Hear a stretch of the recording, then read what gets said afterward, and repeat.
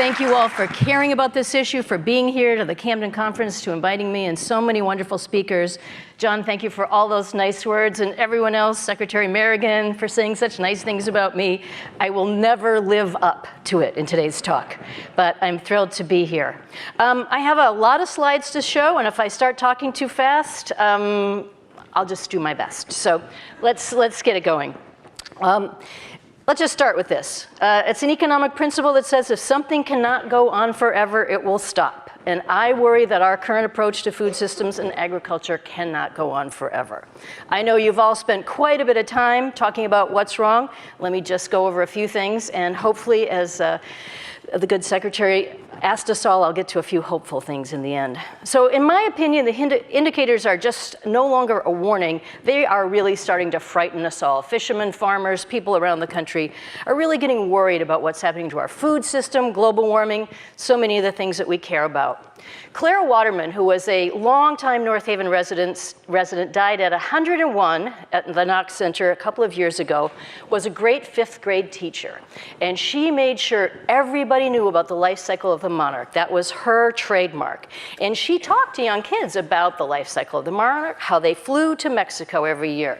Well, in 1996, there were 1 billion monarchs that made their way down to Mexico. In 2006, there were 300 million. In 2012, only 60 million made it, and 1 year later, 2013, it's 30 million.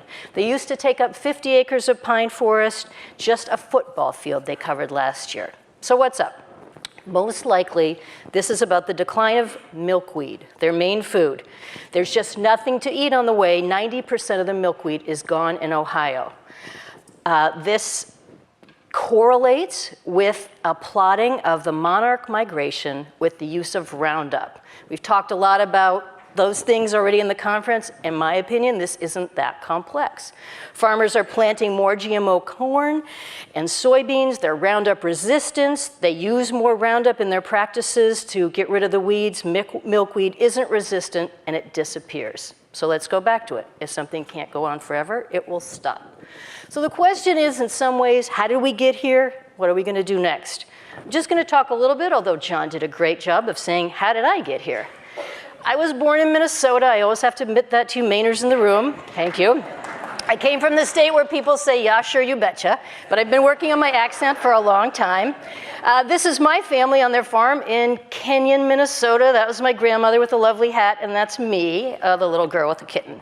We were Norwegians. We were immigrants to this country and came here because of the wonderful farming opportunities. But I came to Maine in 1971, like many of you did. I followed a boy, and we had a copy of Helen and Scott Nearing's Living the Good Life.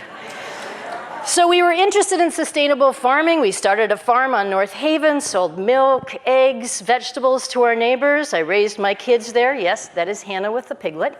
And as you heard, I was lucky. I had a great background in agriculture. I had gone to College of the Atlantic. I did the composting operation as my work-study program. I learned under Elliott Coleman. Back to the land movement was big then. People cared about sustainable farming, growing our own food. But let's face it, in 1971, it was kind of a hippie Birkenstock back to the land thing, and agriculture policy was going in the opposite direction. Earl Butz, the Secretary of Agriculture under Richard Nixon, said, get big or get out. And that's the way we looked at it. So fast forward to the 90s, I was lucky enough to be elected to the Maine Senate. This was my district. In fact, I gave my first political speech ever in this room. Doesn't mean I feel at home, but you know, there I was in the legislature in the 90s.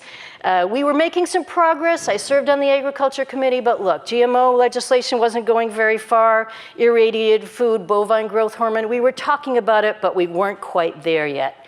Fast forward to today, the Maine legislature with Republican and Democratic support passed a GMO labeling bill, and I'm lucky enough to be in Congress. You heard that I own a wonderful farm with my husband Donald on North Haven. We run the inn, a restaurant, have a CSA for winter greens. This experience and being able to do this has been invaluable as a policymaker. I know a lot about what's going on in the market and people's interests. I understand the Food Safety Modernization Act and the implications of regulations on small farmers, and I get to work on a wonderful farm whenever I have a day off, even processing chickens. I'm an excellent eviscerator, so don't mess with me. But I know that people love to go to these wonderful farms, and I know that this is happening around the country, that people, as you heard in Maine, the average age of our farmers is going down, the number of farms is going up, and we have great potential here. When you see those maps of the future breadbasket, you know, Maine was the breadbasket of the Union Army in the Civil War, somebody reminded me last night. And in the 1860s, North Haven had 79 farms because you could get your goods to market, and this was the heart of the agricultural economy. Now, there are plenty of worrisome signs, and I won't go through all of them because you've talked about so many, but the bee colony collapse, the issues around who's going to pollinate our crops, all kinds of worries about the toxics, the chemicals, soil runoff. Oh, I got ahead of myself there. So those are the bees. Soil runoff, you heard some wonderful conversations about the lack of topsoil, the drought in California, the severe weather that we're facing. And let's face it, if we're going to talk about climate change, agriculture is a big polluter. They produce a lot of carbon. Your average vegetable travels 1,400 miles and spends 7 to 14 days in transit before it gets to you. We can't sustain that. So you heard a little bit about the Farm Bill. What are we going to do to overhaul this? The Secretary said it's not perfect, and it wasn't. But I did introduce a title to it. I worked a lot with my Republican colleagues. We managed to get a variety of good things in there to help small farmers. Things to encourage more farmers markets, to allow you to use your food stamp benefits at farmers markets or to join a CSA. You're going to hear from Gus shortly, who did amazing work to double your benefits at a farmers market. So if you're low income, you can buy more vegetables. Supporting food hubs, community kitchens, grants to build more hoop houses so we extend the season in states like this, helping out young farmers, getting crop insurance to be more appropriate, investing in organic agriculture. We put a lot of good things in there, and many of them we did with our Republican colleagues. But there is a lot we didn't get right. Vegetables are called specialty crops. Everything else is a commodity. Just to give you a sense of it, federal spending, $269 million over the last 4 years on vegetables, $19 billion, 70 times as much on commodities. To give you a little more of a graphic, this is the healthy food plate, the way you should be eating today, lots of grains and vegetables, a little bit of protein. If you put the subsidies on there, you get a sense of what it looks like.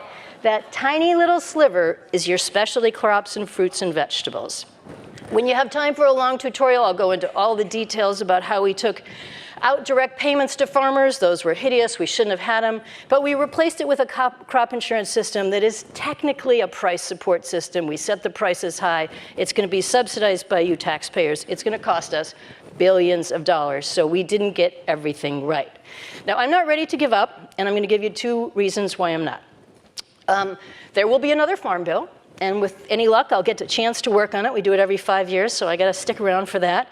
But we're doing a lot of things right in the markets. You can see enormous expansion of farmers markets in this country. The biggest trend in retail today in grocery stores is local and organically sourced produce. Walmart wants to become the largest seller of organic produce in this country. They're already the largest retailer. We want to make sure they don't buy it all in China, but we think it's a great opportunity. In restaurants, the hottest trend is locally sourced foods, and a lot of people say to me, isn't this elitist? Oh, get over that. Maine is the 30th state per capita income, and you tell me how many small towns have a farmer's market or a local diner that serves things that they bought from the farmer down the road. People here don't have a lot of money, but they like to eat, and they want to invest it in locally grown, healthy food. And programs like the one that Gus is doing to get the double bucks program, so people who have to survive on SNAP benefits can get double the vegetables, is very, very popular. So let's say it. The market is changing. It changed the Farm Bill. It's changing buyers' habits. It's one of the best weapons we have to change the food system. I want to tell you about one more weapon that we have as I wrap up. Now, some of this is in the hands of all of you. It has to do with where you buy your food, and it has to do with what kind of an activist you are. So, as quickly as I can, I'm going to go over the story of lean, finely textured beef.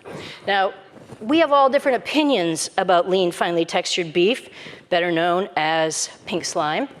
And it might have, so no matter how you feel about this, this is an activist story of what people can do when they take on an issue. You might have seen something about pink slime in the Food Incorporated movie in 2008 in Food Inc. They showed you how one processing facility took away all the last little bits of beef and then used ammonium hydroxide to make sure you didn't get E. coli when you ate it. And if you watched that movie, you said, ooh, that's a little bit unpleasant, but it seems to be in our food supply, 70% of the hamburger had it. The New York Times did a story in 2009, which also raised public awareness. Jamie Oliver, like a lot of chefs who's gotten really involved in this issue of food and where it comes from, did a TV show, his Food Revolution show, and very graphically described what happens when you pick all these pieces off the last bits of a cow and add ammonia. He said, we just want to see it labeled. Well, in 2012, McDonald's, Burger King, all announced that they would no longer use lean, finely textured beef in their burgers. So consumers were getting aware and said, we don't want to eat this anymore. But it was still added in the school lunch program. It was available in the food commodities we were going to ship to our kids. So we did all the regular things. My colleagues and I sent a letter to the USDA and said, please don't put this in the commodity program. I submitted a bill and said, just let the consumer know, just label the product. But it wasn't really until a mom in Texas named Bettina Siegel decided to start a change.org petition. She said, this isn't like anything I ever do. She had a food blog talking about school lunches, but she didn't expect to be doing this. On her first day, she got 1,000 names. It then became an ABC News story. They ran it over and over again. Before you know it, she had 220,000 signatures. And the USDA reacted and said, well, we'll give schools a choice. We will let them choose what they want to put in their school lunch program. That was an enormous change. It changed people's awareness of things. It changed how our kids get fed. And what she said to us was, because of the internet, the playing field is leveled. It is. It's changed dramatically today. Consumers have more power than they ever did before. So ask yourself, what's your petition going to be? Are you going to plant milkweed outside your house?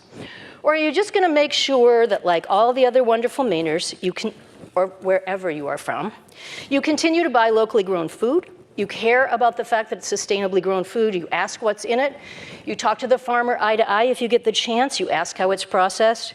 You ask your elected officials where they stand. We have a lot of work to do to change this food system. If there's anything you've learned over the last day and a half, we have a lot to do. But I want you to know I have hope. I believe we're going to do this. And I thank you all for giving me the time to talk about it. Thank you very much.